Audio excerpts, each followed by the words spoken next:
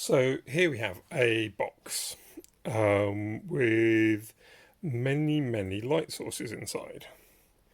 Um, Down this end we have a fluorescent light bulb.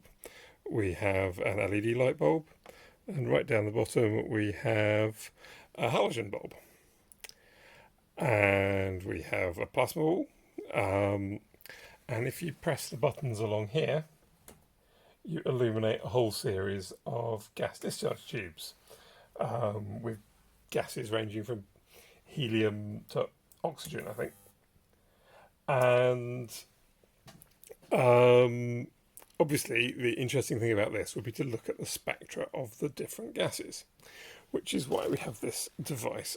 So, this inside it, there is a spectroscope and a camera and a small Raspberry Pi. So if you point it at the incandescent bulb, you can both see the spectrum itself and a graph drawn of that spectrum. And there's a means of calibrating it using just a normal incandescent bulb. It's not. Now, if we look at the LED bulb, you can see there's a big peak in the blue, and the red doesn't go as far as it would do before, because actually with the incandescent bulb, all of the stuff beyond happening over here is actually in the near infrared. Interestingly, the dyes which they use as filters in these cameras obviously behave slightly different to different wavelengths of infrared, which might come in handy at some point.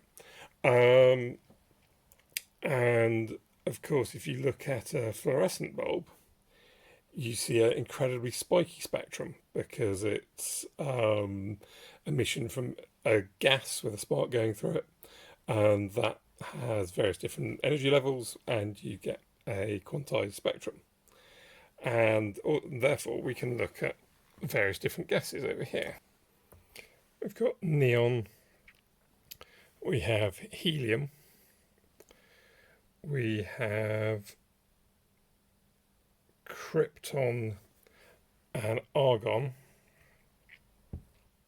and in the carbon dioxide you can see some green lines, which I presume are the ones which some of the ones which are used in carbon dioxide lasers.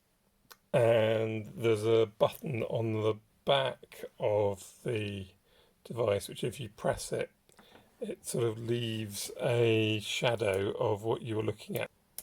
So you can create a shadow and then compare that emission with a different light source and see whether they're the same.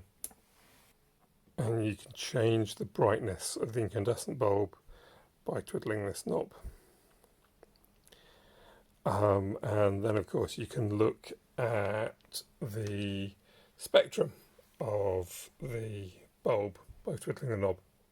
As it gets brighter, you can see that the wavelengths are getting shorter as the light gets whiter and less yellowy orange.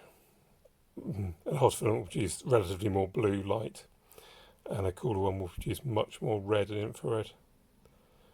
But of course it's very dim, so you can only see it when it gets reasonably bright. This lets you explore parts of light which you can never see